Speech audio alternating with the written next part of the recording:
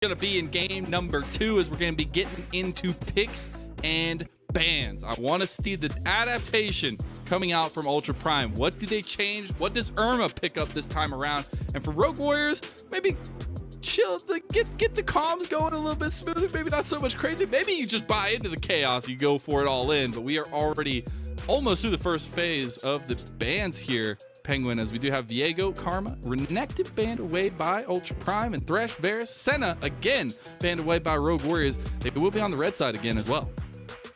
Yeah, we've seen now what Ultra Prime want to go for. It looks like they might go for the Nocturne first pick. I don't mind it as much. I just need more proactivity from it. I need someone who's able to make something work with it. But when you ban the Renekton and the Viego, you're leaving open the Lucian, and there is very, very few things that can go into that top side, or even a mid lane that can deal with such a potent threat. Yeah, the flexibility as well is huge. It's going to give you that difference in the draft bucks, as I like to call them, as you're just trying to look for things that you can flex around. You still have that damage potential, that strength. You'll be looking at that double ADC composition, because we don't see Lucian in the bot lane anymore. But I really want to see what Rogue Warriors pick up here as a second pick. Oh, there it is. Don't even need to question it. Zhongwuji going to get the same carry.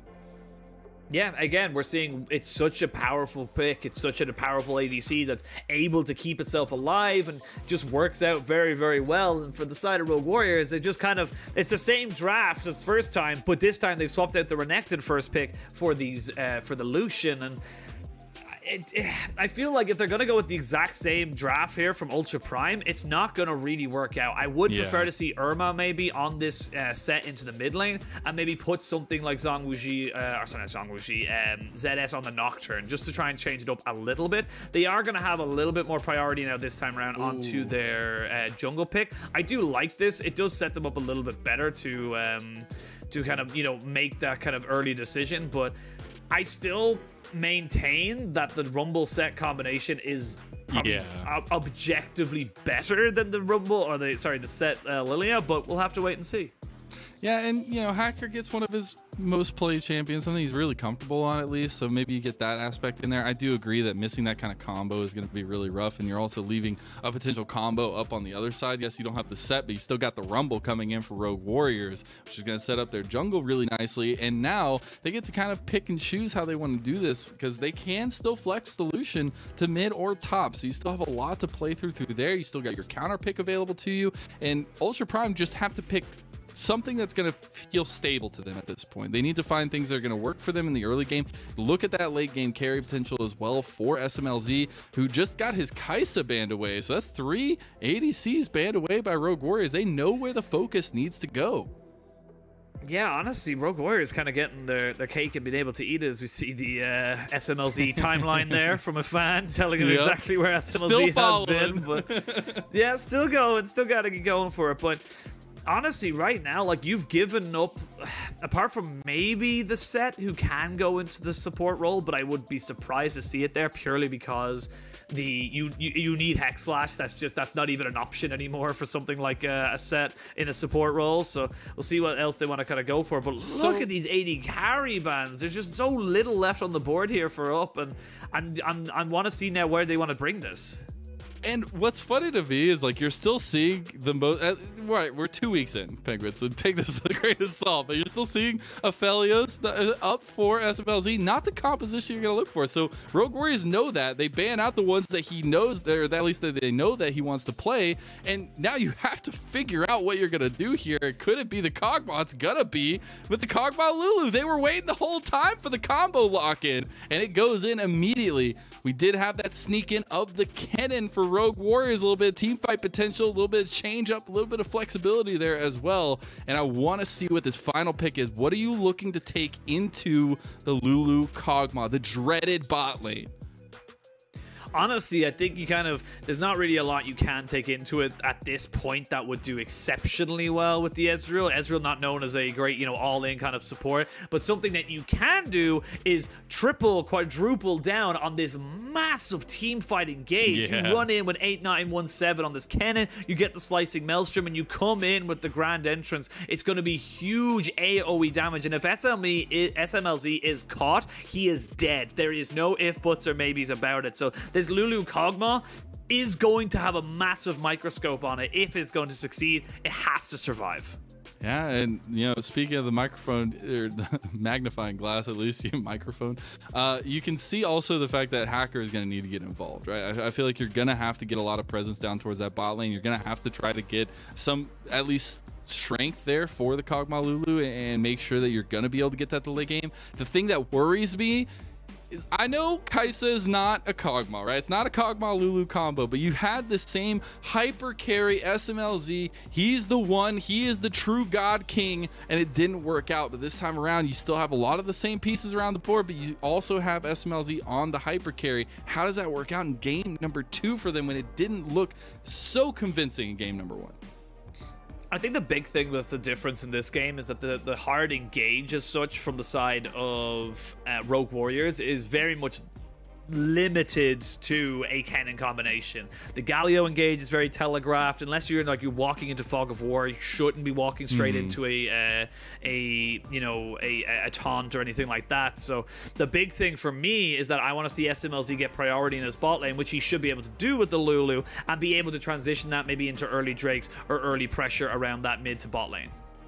Yep, and we get to see the list, the rundown, if you will, of game number 2's runes here. Nothing too crazy jumping out either. You do still have the one thing that did jump out to me and that we didn't see the change up there. I was waiting to the last second, but we obviously don't see it. It's locked in. Nocturne is going to be going top against the Kennen, while the set changed it up from last game. As you were kind of talking about, maybe the carry set in the mid lane, as Irma is going to be picking up that one. And I really do much prefer this. However, he has gone with the exhaust, and yeah. Ooh, oh dear. So this is the big issue. We talked about this a couple of different times, and this is something that this is something that a lot of people kind of have mentioned and stuff like that. The reason why we're seeing so many teleports in the mid lane is because you need that global pressure. You need to be able to answer if someone's on the bottom half of the map or if someone's on the top half of the map. At this point now, Forge could be in the side lane, say 20 minutes into the game, and could just straight up just join a team fight, whereas Irma can't. That's going to be a big thing. And yes, the exhaust will help you in the laning phase, but it won't be the big team fight decider. So again, another small little thing that might come back to bite up in the ass.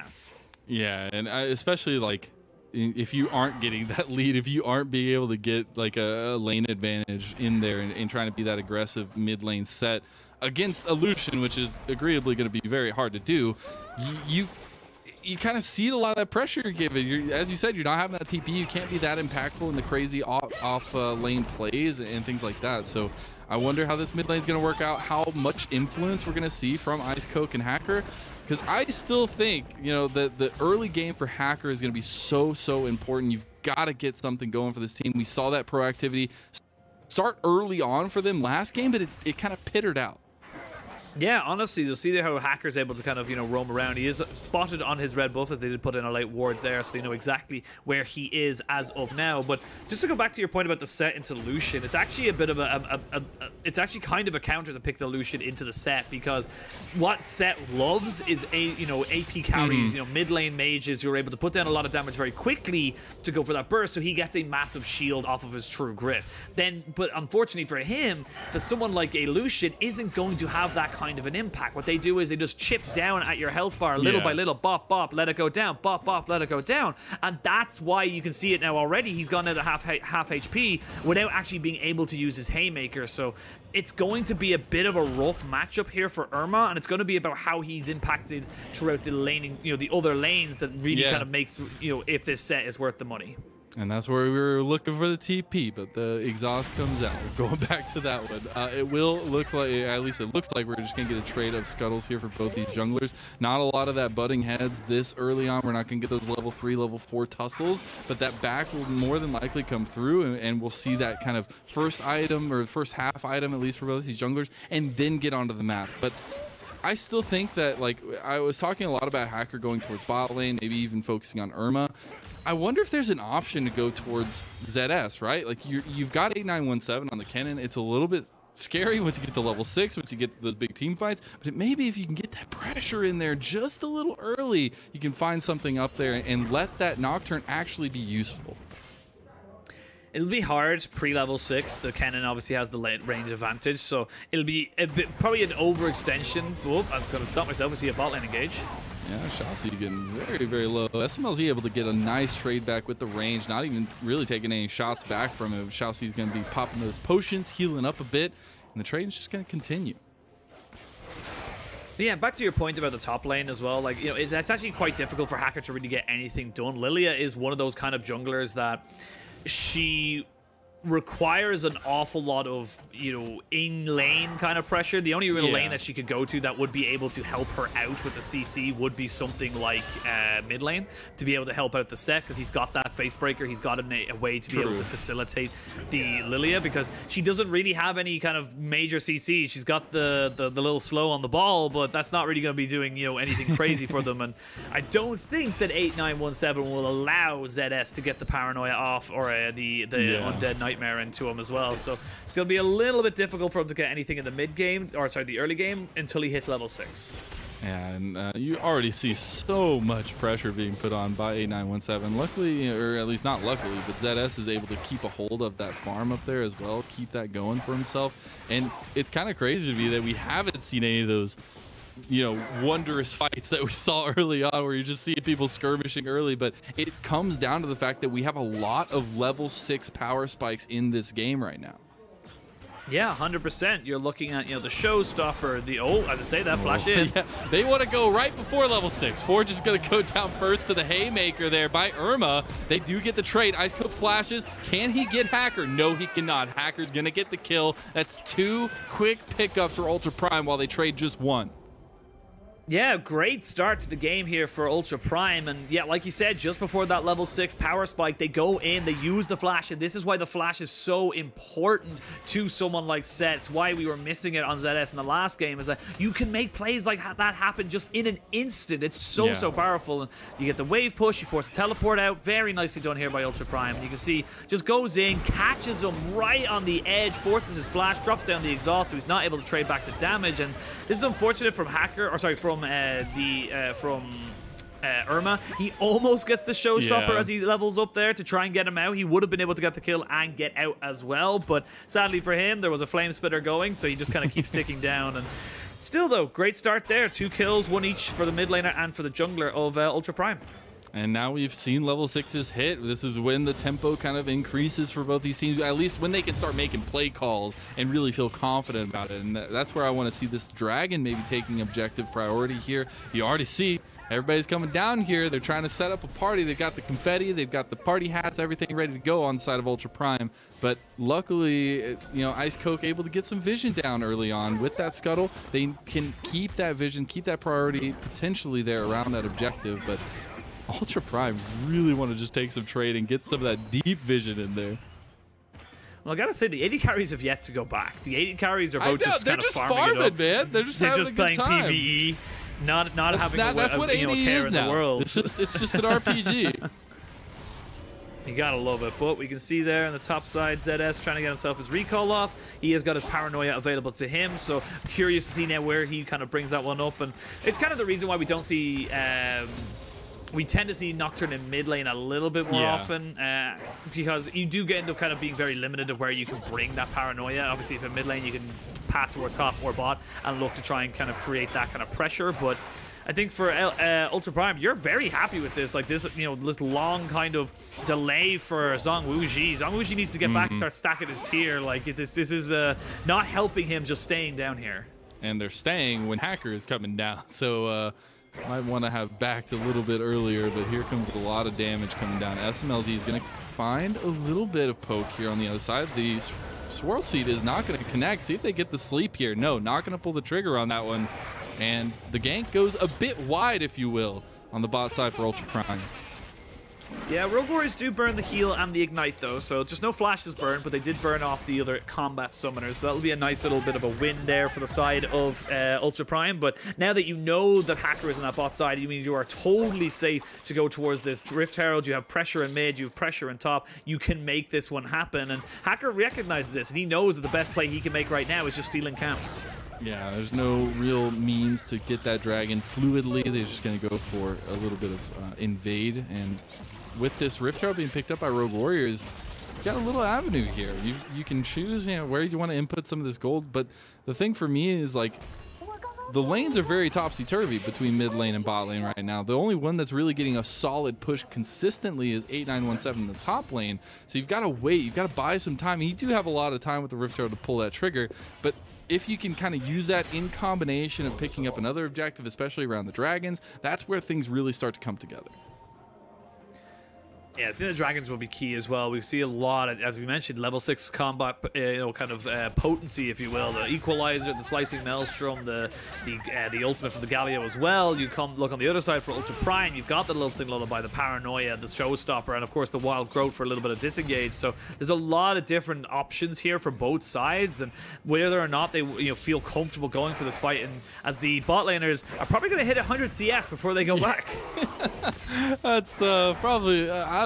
I wasn't gonna say, maybe at first for me at least, as it's kind of nuts to see this going so long down the bot lane. But finally, Rogue Warriors do decide to get that back off. They're gonna be able to get a Sheen and a Tier and the Lucidity boots there for Zhongguji. So it's gonna be a nice little back. And I'm sure after this wave pushes, SMLZ will try and get that back as well. So I really want to see what this means for both these bot lanes, how much more aggression we see by the two, and where else we see that pressure kind of leak out for either one of these squads. Yeah. To see the True Shot Barrage missed the Cogmaw there on the minimap, so it wasn't able to stop the back, but a full Cheeky Phantom Dancer there from SMLZ. Straight away, one item, just giving himself a hell of a lot of safety into this lane, and knows that he can just continue to farm up and become that monster in the late game. I do love this from him. And we are seeing it a little bit more. We are, we're seeing the Cogmaw rush the Phantom Dancer a little bit more often rather than going towards that Immortal Shield Bow or even the Wit's End. It's just kind of seeing a little bit more of an adaptation to make sure the Cogmaw can be that monster in the late game. Yeah, it just gives you that nice little leg up earlier on. Now we see 4 members strong here in mid lane by Rogue Warriors. They pop down the Rift Herald. There's going to be some decent plates here for Forge as well, as the rest of the team's going to back away. And maybe looking at transitioning this into a dragon as all 4 members coming down that way. But I don't know if that's necessarily the play call here, as everybody from Ultra Prime is starting to swarm. And you are getting SMLZ coming up from the bot lane as well. Yeah, a bit difficult there with SMLZ obviously on his way up as well. So Ultra Prime, oh, the Nocturnal is popping top side. The 1v1, oh, the Slicing Maelstrom has to flash away. 8917 getting 1v1 by ZS in the top lane. That is a huge moment of power right now for the side of ZS and for Ultra Prime. They know they have a teleport advantage, so even without the Paranoia, they are totally safe to maintain the pressure in the bot side and in mid and keep themselves on the roll of, kind of sending us to a third game. Ultra Prime playing very, very solidly into the second game. Very different from game number 1, where they were buying into the craziness I felt like the Rogue Warriors were putting down. This time around, a little tried and true action coming through. Not as much, skirmishing. They've got their objectives set up. They got their first dragon. They were able to get the lane priority where they needed to. And to top it off, it's like the cherry on the cake is, or on the ice cream, whatever it is, this 1v1 that we're seeing a replay of right now.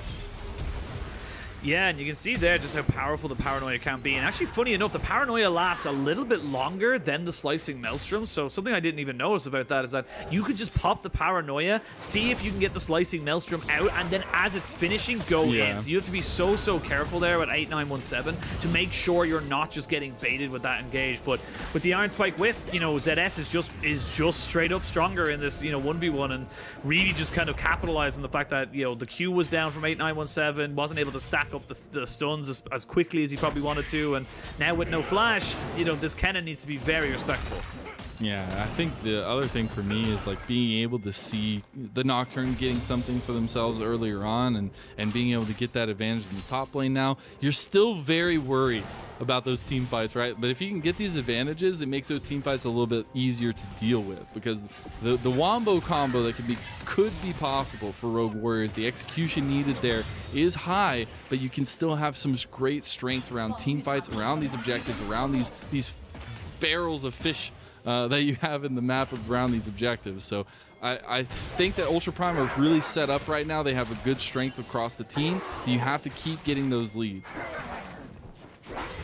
Yeah, again, we saw from the last game, Ultra Prime, a little bit flippant, shall we say, is the word I'm looking for when looking towards those trades. As we can see, Rogue Warriors, they're looking to try and just make something happen. They're trying to see if they can capitalize. It's so difficult, though, to try and just take down this Kog'Maw Lulu, especially now that they've hit level 6. The wave clear is there with the Bio-Arcane Barrage, and of course the Wild Growth to keep anyone away from the side of SMLZ. The one small kind of, caveat, I suppose, is that Zhang is getting as much of a free lane as SMLZ is, and we've seen already how powerful this Ezreal can get. As you can see, Chocho needs to be a little bit careful. You can see there, just with the W popped, he's going to take so much damage. So much damage. Chocho just has to get out of there, and with that little of a health bar, they're going to try to trade back with the True Shot Barrage. Not going to hit anything, and Hacker is here just to clear out some of this, the vision that's been laid down by Rogue Warriors, and Chocho is just gonna have to back. So you still get this pushing wave at least for Ultra Prime, but still feeling really good as well on the Kog'Maw here with the Lulu backing it up. Yeah, it didn't waste any summoners though on the side of Rogue Warriors, and you have of course got the Galio ultimate, so you still can jump in and be there for your carry should they get into any particular trouble. But as you see, Hacker looking for going fishing, doesn't quite hit anything though, and not able to get the lilting lullaby, and you can see just the respect right now. It's going to jump in. Oh, he misses it. He flashes forward just to try to get the Lilting Lullaby, or at least the dust there to pop the Lilting Lullaby. Forge actually taking a decent amount of damage here. Does use the Gale Force forward. Cullen comes out as well. Irma's getting about half health, but he is the set. There's the equalizer. They want this so bad, but they're not going to go too far for it. They do get the flash out of Irma. That'll be revisited. Yep, they get the flash. That also means they got the pressure on the top side and the mid lane, so that means they are guaranteed to get themselves this Rift Herald that is going to be traded for damage, if not the whole tower now, because they know that Galio is up on that top side. So SMLZ with Chelsea just putting down the damage, and you'll see him just melt this health bar down very, very quickly. And this is what I'm glad to see. I'm glad to see it from the side of Ultra Prime. It's a reactive kind of, the enemy team is doing one thing, we got to do another. We have to make sure we're not losing out on this trade, and the Rift Herald will be popped for the second time into that mid lane to finally take it down. That poor tower. It's just like, I don't want it anymore. Use 2 Rift Heralds on it. But they will get that for Forge. Getting the gold on the Lucian feels really nice at this 16.5-minute mark, because this is one of your carries, right? You pick the double ADC composition. Yeah, you have the Wombo combo. You got to make sure the Lucian and the Ezreal can hold their own in damage. And they should be able to. Like, you've got yourself the Divine Sunderer now, you've got the Gale Force, you're able to open up that mid lane. It is, of course, known as the most important turret in the game, realistically, at the start of the game, because it opens up so much of that side lane, so much of the map. And I actually like this little kind of, toing and froing we're seeing now from these two sides. Not super scrappy like we saw in the first game, but definitely a lot more composed and controlled as we start to see those 1 to 1.5 items come out for both sides. And what stands out to me completely is the switch up of the Nocturne and the set. Just working out like night and day comparatively to the first game, Penguin. And that setup is huge. Getting the players on comfortable champions, on things that feel really good, where you can feel the comfort coming out from ZS and Irma. They need to put that to the, put the pedal to the metal here with that and make sure that they can capitalize on it. The Dragon was baited out by Rogue Warriors, but they don't want to take the fight fully. Both teams, again, now it's starting to feel like game number 1, where you're getting everybody around mid lane, but nobody really wants to fight. Chocho goes in, does get the taunt there. A lot of damage traded back there onto Irma. There's the Paranoia. They found 4. There's the heroic entrance too, just going to try to get them off of the fight. Chocho getting very, very low, but still is this Galio. Still has a decent amount of strength. Although that heroic entrance is down now, you're missing a big piece of the Wombo combo. With that being said, Ultra Prime just take the onus to take the drag. Yeah, honestly, for Rogue Warriors, missing all the pieces of the Wombo combo. No Equalizer, no True Shot Barrage, no Hero's Entrance. You've got nothing to really make it work for you, so they have to give that one up. And that does mean that we're going to see the Ocean Soul and the Ocean Rift, but Ultra Prime, they just needed to drop the Paranoia, needed to try and just bait out one of those massive ultimates, and then they know they are in the advantage.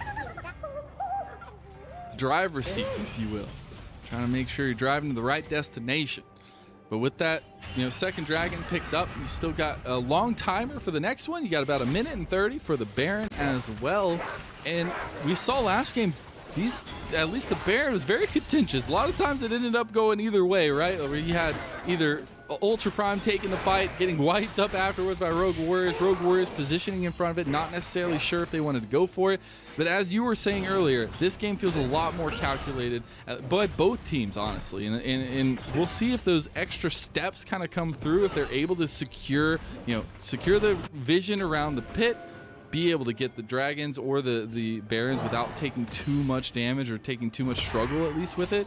And I think that's one of the hardest things right now, at least for Rogue Warriors, is like the go buttons are there for the side of Ultra Prime. And you've already seen it come through. ZS is looking like a miracle on the Nocturne. Not going to be up here just yet, but the Paranoia comes down. Irma getting very low. They flash over the wall with Hacker. There's the Paranoia onto Forge. Forge getting very, very low. The Stride Breaker forward, and Forge is just going to go down. That's another quick double kill for UP. Honestly, that felt so strange for the side of Rogue Warriors. They were trying to hard force a pick there onto the set, and they actually completely whiffed the equalizer, though it didn't really make any big difference in terms of the health bar. And now, more gold in the pockets of Ultra Prime. You've got yourself a 3,000 gold lead or 2,500 gold lead, and you're going to be able to kind of keep the pressure down. And this entire time, SMLZ has been left unscathed. You can see here, Irma, he's just being kind of baited out. Forge goes absolutely crazy on him right now and just kind of misses. The equalizer does literally nothing in this entire fight, but knowing that you have got the extra damage with the overheat from the side of the Rumble means they're able to burn him down. But great move here from ZS, able to keep himself to pop down the fear, make sure he gets that kill, and they burn both flashes from the jungle and mid laner of Rogue Warriors. Yeah, that's what's so crazy to me is like the fear goes through Forge's flash. It's so unfortunate for Forge. Feels bad, man, but really, really nice for ZS to be able to capitalize on that. And you're still seeing the farm fest going up between these two ADCs. You're looking at two items here very shortly, and it's not necessarily the spike you're wanting to full game on, but you still have that strength coming through for these ADCs, and especially for SMLZ, who is getting scarier and scarier by the minute. We talked a little bit about him in the beginning of the game. We saw the free lanes going either way, but now you really have to start worrying about this Kog'Maw as you get further into the game. Yeah, he's going full crit Kog'Maw as well. Got the Gale Force, got the Phantom Dancer. He'll be looking for the Runan's Hurricane as well very shortly, I would imagine. Has literally been unthreatened the entire time he's been on the Rift. He's just been sitting he's just back, a little popping out butterfly. Those yeah. He's just a little butterfly looking to pick up some, I don't know, what did butterflies eat? That's a good question. Nectar? Something like that. That's a very good plant question. related, I think. I know, right? Just in my head, I was like, well, hang on, bees get the pollen. Like, what does everyone else do? Southern flowers, they got it. I have a biology degree and I still don't know, so it's fine. It's all right. It's all right. We answered the biggest question, the bigger questions on this show. You know, we look for the bigger things. But yeah, honestly, right now, like looking at the two teams, Rogue Warriors, they still have a lot in their kit to be able to make things work for them. They are, still got the Proto Belt and the Flash for 8917, so he's going to be able to get the Slicing Maelstrom if he can find a flank. You still have the Equalizer, which will be doing a crap ton of damage, and Lucian with the Essence Reaver and the Gale Force is a beast. It is just such a huge amount of damage. However, you have to find the right opportunity. If you miss all your ultimates, you miss all your engagements, and the fight goes on a little longer, and the Kog'Maw is still pumping out damage, I feel like the Kog'Maw combined with the damage over time you get with Hacker and this Liandry's Torment Lilia, you're just going to be, Liandry's Anguish, excuse me, you're just going to be in a lot worse of a position. So I'm curious to see now how Rogue Warriors want to fight, and if they want to fight in 20 seconds around this dragon. I just know one thing that's stuck in my brain. I need to see the Wombo combo happen one time, at least. I know it's not what Ultra Prime really want in this game, but I gotta see the Maelstrom, the Equalizer, the Heroic Engines, everything used on top. If they can get the execution on that, that's where these fights change. But we have not been able to see that for Rogue Warriors, even though you know that they're gunning for it. Yeah, and also quick to note, all summoners are available as they start up this dragon. They do. See if Rogue Warriors want to move in. They're moving in as the 5 Chocho on the side here. Dragon's already down about 3,000 health with SMLZ just laying down the poke. The Dragon's just going to go down. That second Dragon to Ultra Prime, or third Dragon, sorry. A little bit late on that, but that will be Soul Point for Ultra Prime. And Rogue Warriors just kind of have to watch as that pressure just gives over. Honestly, I'm very surprised with Rogue Warriors there. Like, they're in a pit, you can go for it, but now it looks like they're going to try and maybe make a move onto this Baron because they know they can burn it down. Double 80 carries. Let's see, ZS there has Paranoia. They just need the vision. They got to get to the fight. 6,000 health on the Baron. It's going down very quickly. Ice Coke very, very low. There's the Paranoia. The CC, the damage is there. Look at the Showstopper. The Haymaker is not in time, but the combo! The damage from Ultra Prime. SMLZ flashing over the wall because he does not care. That's a triple kill for the carry of Ultra Prime. Yeah, you got the Baron, but at what cost? You lose 3 of your members and a triple kill over to SMLZ's Kog'Maw. That is almost going to be his guaranteed 3rd item bought up, no issues whatsoever. And you're going to be able to take down so many of these waves. You're going to be able to stop pretty much all of this, pressure that the Baron buff does give you. And you're going to be able to pick up even more gold with towers going down. So again, we saw the Wombo, but in a more defensive way. And sadly for the side of Rogue Warriors, it doesn't really work that way. As we have a look at the pro view, there's going to be SMLZ basically going in. Oh my god, this is so sick. I can't. This is going to be too good. You just see him walking in. He's already kind of, it's got everything available to him. He knows that he can just hit it. Nobody is looking at him. He immediately, without hesitation, just goes, right, I got to go over to this wall. I got to find another kill. Tells Lulu to come join him as well, just in case. And now 3-0-1 is going to go back and probably going to be able to pick up his Runans. The beauty, the teamwork of the double flash from the bot lane over the wall just to follow up the kill. You gotta appreciate it. And this is the scariness that the Lulu Kog'Maw composition can bring to the Rift. That's why we typically aren't going to see it normally. A little bit banned for the Lulu, something like that, but this time it gets through. They do find it, they pick it up, and now it's looking real good for them. And we'll see if Rogue Warriors have some sort of response here. The Wombo combo's not working out. You don't really have any kills on the 80 carries, but you still got this Baron. Yep, you still have the Barons. You're still going to be able to do a little bit of poke damage with the Bio-Arcane Barrage, though, from SMLZ. It'll be very difficult to be able to make that one work. 8-9-1-7. Trying to see if you can catch someone being lazy on the rotation. That's someone being Irma. Maybe looks to try and just kind of give a little bit of damage there. Very important to note, actually, as well, there's very little magic resistance on the side of Ultra Prime. They actually have a lot of bruiser items, Sterix gauges, and everything like that. So they're not really built to kind of deal with a Slicing Maelstrom Equalizer combination. It's taking a lot of time, though, for the side of Rogue Warriors to even try and get down this tier 2 in mid lane. Yeah, ZS was waiting to pull the trigger on the Paranoia, and now maybe coming down. There's the Equalizer, used a bit early just to get them off the tower so they can push this and get the tier 2. Does look like Ultra Prime will just concede that one while ZS was getting some scuttle crab action there.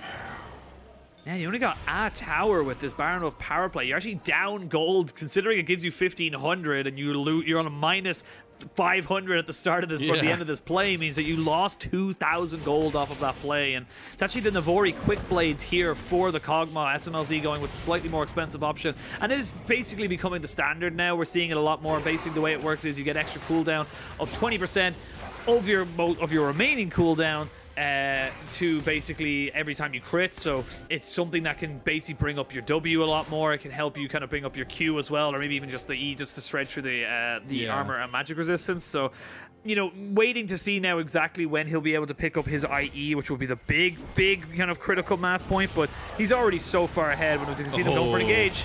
Chocho got caught out here with the Paranoia coming in, and that's already one of your mainstays gone. One of your defensive tools gone for Rogue Warriors. And you still got 5 strong for Ultra Prime coming into the fight. The Equalizer's beautiful. Irma gets a nice haymaker, though, right there, but not going to get the damage. Slicing Maelstrom onto the carries, onto the members that matter. SMLZ is down. That's the member you have to get. That's the target of every ire of Rogue Warriors. And now you've got Zhong Wuji trying to chase him down. Will back off. Do not want to overextend. But what a fight from Rogue Warriors. Honestly, that Equalizer was perfect from Ice Coke. He was able to place it in such a position that nobody in terms of the damage dealers was able to join up with the side of Irma. Irma just goes far too deep with the Showstopper, and he's completely separated from his team. Now, with 10 seconds to this Dragon, they've stopped the count. They've given themselves a little bit more time, and they've given themselves a little bit more room to try and navigate this game. Exactly as you said, just buying that time for this double ADC composition. You got Kog'Maw all day, but what do you do against 2 ADCs? We are going to get a replay of this. They immediately pull that fight with the Paranoia, trying as hard as they can to get the 3 members that are split out. They do get Chocho, but the rest of the fight in this chokehold is where it goes down. Yeah, look at that equalizer. No one can follow up with Irma. You can even see their Chelsea's literally sitting still. And then SMLZ tries to walk forward, and he's just taken down to half HP before he even does anything. Immediately, 8917 sees an opportunity, flashes in, pops the slicing Maelstrom, and that's just basically that's how you win these fights. And now it's only a 2,000 gold lead here in favor of Rogue Warriors because you got a lot of shutdowns. And importantly, a lot of gold went into that Kennen as well. So that Kennen is going to do a huge amount in these fights now that it has got the finished off Zhonya's as well as the Proto Belt. 30 minutes in, just a little bit over or under 2,000 gold. They're in the lead for Ultra Prime. Not anything that's game breaking here. You've got 4 minutes until the next dragon. Could be Soul for Ultra Prime, but you still have 20 seconds until Baron spawns. We saw how contested that was last time around, and you're already getting some resets here. So maybe some positioning around that Baron pit, trying to find where they can get that vision, where they get the priority in the lanes, and that next fight's definitely on the horizon, Penguin. Yeah, now for Rogue Warriors, you now have your full win condition. Kill SMLZ. Yes, it was obvious at the start, but even now you have even more so. You have 3.5 items on both of your AD carries effectively in mid lane and in bot lane. Divine Sunderer, Sorelda's Grudge, and of course the Manamune is fully upgraded at this point, even working towards that Frozen Heart as well. But you look at the other side. Even in the mid lane, it's Sterix Gauge, it's Stride Breaker on both the top and the mid laners. Yeah. Yes, you have got 3 items onto the Lilia Hacker looking very well, but it's not burst down. It's not going to be able to kind of, deal with all these AD carries that will just melt through this Lilia's health bar if the Kog'Maw is not there to back it up. And we've talked about it once, probably talked about it a couple more 1,000 times today. SMLZ is the key. He's the one that unlocks the Ultra Prime composition. He has to be the main focus for Rogue Warriors. But honestly, I'd say the same thing for Ultra Prime. They need to make sure that SMLZ is able to survive and strive. Yeah, that's the big thing. You only really have the Lulu for quote-unquote protection after all the engage is all said and done, but you may be able to kite as Chocho needs to be very, very careful. Culling going to be used there to dissuade the rest of Ultra Prime, but again, not really a big cooldown. Should be up in the next 40 seconds, and we're just going to have this kind of weird mid-lane, ARAM Baron dance for the next while. Reminds me a lot of game number 1. We're literally in melee range, but nobody's engaging because he's just a little bit fraught with worry. You do see positioning here from Rogue Warriors. Chocho is going to stop his back. They will not go ahead and complete that one as, Ultra Prime were looking to potentially take that fight. They have ZS on the back with Paranoia, always looking. It's not going to come to fruition this time around. You will get those backs completed by Rogue Warriors and just a bit of farm being gathered up here by Ultra Prime while they wait for, the next objective fights. Yeah, it's going to be a while. Like, we're probably just not going to see much of a fight really until the minute 30 when that dragon does spawn. But for the side of Ultra Prime, you've got the GA now onto the Nocturne, so he's feeling a little bit better. You're going to go back and, maybe pick up another half item or so for the Kog'Maw. I don't think he'll be able to get up to the Infinity Edge in time. It's just going to be a little bit too much money that he just doesn't have access to. But this is where, kind of the breaking point becomes in 1 minute and 15 seconds, because if you're able to delay the dragon, if you get a couple more kills on the side of Rogue Warriors, then the Kog'Maw still doesn't have the Infinity Edge, and you've got yourself, 3 or 4 items onto both your AD carries. Where on the other side, if Ultra Prime can get the Soul and get the team fight, they got SMLZ that Infinity Edge. It becomes so difficult for the side of Rogue Warriors to really kill anybody. Exactly. I do love to see the kind of mental click come through for Rogue Warriors, where those first couple fights, nobody was really targeting SMLZ. Now, you gotta get the Kog'Maw, and they've done so, at least in the last fight. We'll see if that communication kind of goes through. They are doing a little bit of Baron dance here with a lot of damage coming down the Hacker. The Paranoia is already used in Fear. They go through here. Ice Coat is the target. Ice Coat goes golden. The TP coming in from behind. That's the Kennen. Look at ZS. He goes over the wall for Ice Coat, and Irma's going for the carries. That's the damage down, and 8917 is just forced out of the fight. Ultra Prime get the kills. They get the focus that they needed. That flash into the sleeping time was there for Hacker. He's able to set up the Lilting Lullaby so well, and honestly, for Ultra Prime, you don't need the Baron. You get yourself that Ocean Soul, you're going to be in such a strong position. Yeah. No jungler, no way of contesting this, and it's really all Ultra Prime now to try and win this game. It absolutely is. They will secure this Ocean Soul. No chance for Rogue Warriors to even have anything to say about that one. They're going to actually ping over towards the Baron, perhaps. They're moving pretty quickly that way. I don't know if that's the full call right now, but as the backs were coming through for Rogue Warriors, might just be with SMLZ on that power spike, as that would be a pretty crazy fight to force here. We did see them make a mistake last game and take a fight like this and lose everybody.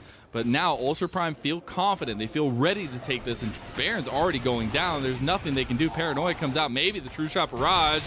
It's not going to do it. That's the smite away, and Hacker is a steal. That was very close towards the Baron, but obviously Hacker still having his thing, and the Paranoia just doing so well. It's one of my favorite uses of the Paranoia, where you're able to just kind of dissuade any kind of vision or any kind of idea. But let's have a look at the replay, and you can see just ZS just setting himself up in base, pops the Paranoia, gets himself the teleport, and they know that they've overextended now here, as we can see them just go straight in on top of this. But watch this flash in, getting the Q, and just looking to try and set up a sleep. It's going to be a 4-man sleep, even if the Rumble does survive against ZS, and there's just nothing they can do. Showstopper back. There's Zhong Wuji on a plate. There you go, Kog'Maw. Nom nom nom nom. And now you've got yourself an Ocean Soul. You've got yourself a Baron. You've got yourself the Infinity Edge for SMLZ, and you have the game in the palm of your hand. I just think that that's like the perfect fight that they were looking for, right? Rogue Warriors were not set whatsoever. They had 8917 TPing on a flank that was really late to the actual fight that was happening, and you could just see kind of the scatter from Rogue Warriors, and that's exactly where the Ultra Prime want to be, and that's how they take advantage of those fights. Well, now over here with a bit of a flank, looking for the slicing Maelstrom on the back here. They have 4 members strong here with ZS on top. This was the moment, I feel like, for them to pull the trigger, but they just waited, and now 8917 is going to be in some trouble. Showstopper right into a heroic entrance now comes in. The Wombo combo is not going to be there, follow it up, and they've just kind of left Chocho, as he's just going to go down. The Paranoia was just used to get into the fight for ZS, and that's another pickup, at least a good pickup for Ultra Prime. Yeah, honestly, you know, commendable there from Chocho. Recognizes that if he wants his team to be able to defend, he is not the one that needs to be, you know, surviving. It has to be 8917 with this slicing Maelstrom pretty much going to be coming up very, very shortly. So it's not really that big of a deal that he goes down. It is still annoying, and it just means that you just don't have that extra protection. And now it just feels like you kind of have to just give up a lot of these turrets over the side of Ultra Prime. Rogue Warriors are going to want to wait until their support is back and available to try and maybe get a flash taunt. What I love here is, like, we talked up SMLZ a lot of the game. He's the main carry for Ultra Prime. We said there is you know, chances on the other side with the double ADC composition, with the Wombo combo, being able to catch out SMLZ. But the crown is just getting ever so snug on SMLZ's head right now. I mean, he's a 4-1-4 Kog'Maw with 400 farm at that 37-minute mark almost, and like, that is scary to face against anybody, right? As if he gets a target locked onto you, you're gonna die within seconds. Yeah, you really much will. You need to lock down this Kog'Maw. That is the name of the game. If the Kog'Maw dies, and the damage profile from the side of Ultra Prime just completely disappears. Yeah. On the other side, Rogue Warriors, they need to make sure that Forge is in a position, and so with Zhong Wuji, where they're not going to be caught out. They're not going to be caught by face breakers. They don't have any cleanses. They don't have any they do have a QSS now for the Ezreal, but they don't have many ways of getting out of those hard CCs. We can see the Equalizer used just to try and clear the wave. We're going to see the Nocturne come out and then immediately walk away because the taunt was coming out, but the sleep has been used. Yeah, the spell shield was nicely timed there from ZS as well. Be able to get the tower, and now you've got SMLZ just taking free shots on the inhib. That's a big culling True Shot Barrage combo. Irma's getting very low, but Rogue Warriors don't have the confidence to move forward. They don't have the team play to move forward right now because you're lacking health bars, you're lacking damage, and you're just worried to go into this strong, full composition of Ultra Prime. Yeah, you use the Wild Growth there as well, so they really do not want to get jumped on right now. They would be able to dissuade a little bit, but the Wild Growth is such a huge asset to keeping that Kog'Maw alive. They need to make sure that they're not fighting without it, otherwise that Kog'Maw could just die just purely from the burst that comes out. It is a little bit of defense. They did lose an inhibitor in mid and an inhibitor turret in top as well, so a little bit unfortunate there for Rogue Warriors. They have a minute and a half until Elder Drake spawns, 2 minutes until the Baron spawns, and that's where you really need to be trying to see if they can make this one work. They've got 4 items now onto both their carries. They've got themselves, you know, the Cosmic Drive as well for the Kennen. There's a lot of damage here, a lot of massive, you know, damage profile in general. You even have the Oblivion Orb here for the Galio just to try and cut down some of that healing. So you know, this is it. You need to try and fight at this, and even then, with the TP available to ZS, actually no, it won't be for a little while. I don't know if they've got the timer on that. They will be very afraid just to leave their base. Yeah, I think so as well. And it just gets scarier and scarier as you're just kind of seeding pressure around the map. You're just letting things go. You got Elder Dragon, 45 seconds. You got Baron up in 1:10. You've got a lot of objectives that are going to need fighting over, and Rogue Warriors just don't feel like they can at this moment. And you have so much regen, so much sustain for Ultra Prime through this Ocean Soul that it's so hard to delay these sieges. Well, the thing is that they can fight, they just can't find the right fight. The big problem, as I say that, SMLZ. There's wild growth. They find the combo. Flame Spitter's out. There's ZS goes on the back line, just gets taken out. Ice Coat gets taken out as well by SMLZ. Ooh. Look at that slicing Maelstrom, but it's not enough. The Rogue entrant's going to come down. Chocho getting very low. Look at SMLZ, but he's not going to go down because Zhong Wuji cannot hit other things that are not right in front of him. He has to pop his shots into Irma, who's just tanking up like a king, and now SMLZ is full health, just firing away as the beautiful butterfly that he is, and that's the 3rd inhib tower, now the 2nd inhib to go down in favor of Ultra Prime. They could look to just end the game here if they want to. Penguin, they've got Kog'Maw ready to go. Zhong Wuji does not want to let that happen. The tower is going to provide a very excellent defense. They've got 2 super minions and a full wave behind them coming in now as they do try to take down Zhong Wuji. Not going to get it this time around. SMLZ moving forward, does get a couple shots off. Look how much damage he's doing, and Hacker is going to be the one that cleans up the kill. This is going to be game number 2 going to Ultra Prime as we're tied up going to a 3rd game. SMLZ gets down to literally single-digit health bar right there, but unfortunately when you have an Ocean Soul, a Kog'Maw, Lulu, and of course the Bloodthirster, which he picked up before that fight, if he's not dead, he might as well be at full health. He is just so hard to keep down. And Ultra Prime, they bring us to a 3rd game. Rogue Warriors not able to make their composition work, and we talked about how it was so much more, you know, slow, methodical start to this game. The Set Nocturne combination this time round working an awful lot better for the side of Ultra Prime. Yeah, I said it in game. It's like night and day. You just swap positions and they look beautiful. Yeah, the 1v1 in the top lane to start it off, and ZS really getting a good stranglehold, at least in the top lane. And it was SMLZ all day long, man. Like, we set it up so many times that, like, Rogue Warriors, they have tools, they have ways to take out this butterfly Kog'Maw, but they just couldn't find it when they needed to. They found it the one time, and it looked really good. As you said, completely changed the damage profile of Ultra Prime. If they do take out SMLZ, he's just too hard to handle. Yeah, and again, you know, this is the power of the Kog'Maw. We're seeing it an awful lot more in this kind of, you know, meta right now, is that you're able to keep him alive, and it's just becoming that potent thing. It's got a very strong laning phase, very difficult to kind of deal with, especially when you see that early Ezreal. Ezreal has a very difficult time of dealing with it in the early laning phase, and we saw it. He got to 100 CS, and then he was able to go back and sort out himself. So straight up, like, this was SMLZ just kind of having a good time. And again, ZS having a very, very good game on this Nocturne, able to utilize that paranoia to its fullest. And look at the damage between the AD carries. This series is Zhong Wuji versus SMLZ. Literally. Like, that's... I just can't wait for the 3rd game. What's the 3rd sequel? Like, how does the trilogy end? I need to know.